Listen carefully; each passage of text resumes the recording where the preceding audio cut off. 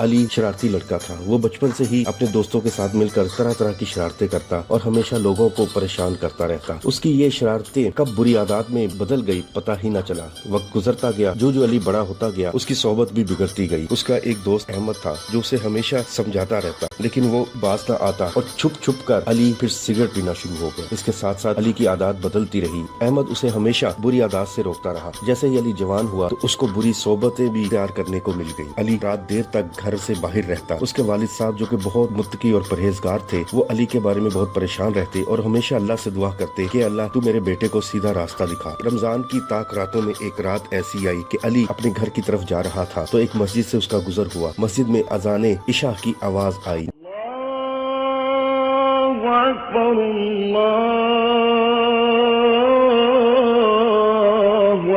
जैसे ही अजान की आवाज आई, अली की दिल की दुनिया बदल गई। उसके कदम मस्जिद की तरफ चलने लगे और जैसे ही वो मस्जिद में पहुंचा, उसने वजू करके नमाज अदा करने के बाद उसने तरावीह पढ़ी और एक बुजुर्ग उसके करीब आकर बैठ गए। उस बुजुर्ग ने उसको रमजान की आखिरी ताक रातों के फजाइल बताने शुरू किए और उसको ये भी बताया कि इन्हीं रातों में कुरान पाक नाजिल हुआ था। उसने ये भी बताया कि ताक रातों में एक रात लैलतुल कद्र की रात है, जिसके बारे में कुरान पाक में आता है कि ये 1000 महीनों से बेहतर रात है। इस रात की इबादत 1000 महीनों की इबादत से अफजल है। नमाज के बाद मस्जिद से फारिग होकर अली सीधा अपने दोस्त अहमद के पास गया और उसको अपने दिल की कैफियत बताई। अहमद इस पर बहुत खुश हुआ और अहमद ने उसके लिए दुआ की। फिर वो सीधा अपने वालिद साहब के पास गया, जो कि बहुत बीमार हो चुके थे। उसने अपने वालिद साहब से माफी मांगी। उसके बाद उसने अहमद को लिया और मस्जिद की तरफ चल दिया। अब हर ताक रात को अली सारी रात मस्जिद में गुजारता और अल्लाह की इबादत करता। घर में होता तो कुरान की तिलावत करता। इसी तरह से वक्त गुजरता गया और अली की दिल की दुनिया बदलती गई। अली और अहमद दोनों मिलकर मस्जिद में ही अपना ज्यादा वक्त गुजारते, रोजा रखते और अच्छे लोगों की उन्होंने सोहबत इख्तियार कर ली। इसी तरह से उन्होंने लैलतुल कद्र की रात को तलाश करना शुरू कर दिया। जब 27वीं रमजान की रात आई तो उन्होंने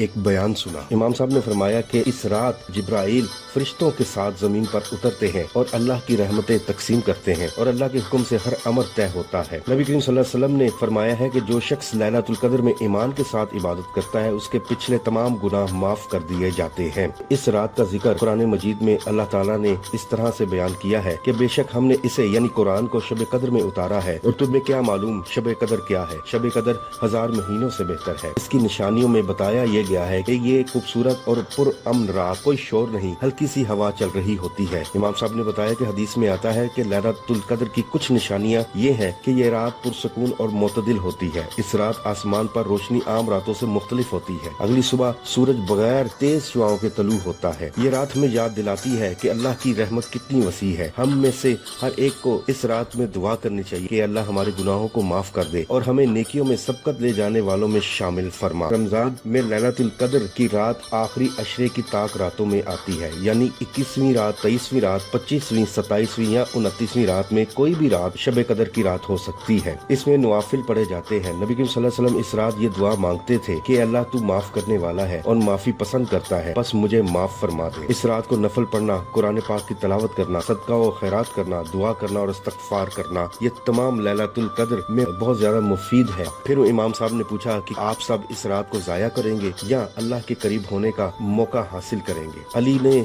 जब ये बयान सुना तो सारी रात रो रो कर अल्लाह से अपने तमाम पिछले गुनाहों की माफी मांगता रहा और इस तरह से एक रात ने अली की तमाम जिंदगी को बदल कर रख दिया। नीचे कमेंट्स में बताइएगा कि आप इस लैलतुल कद्र को कैसे गुजारेंगे। अगर आपको ये वीडियो पसंद आई तो लाइक करें और दूसरों तक इस पैगाम को पहुंचाएं। चैनल को सब्सक्राइब करना न भूलें ताकि आपको मजीद इस्लामी कहानियां, कार्टून, एनिमेशन के साथ देखने और सुनने को मिले।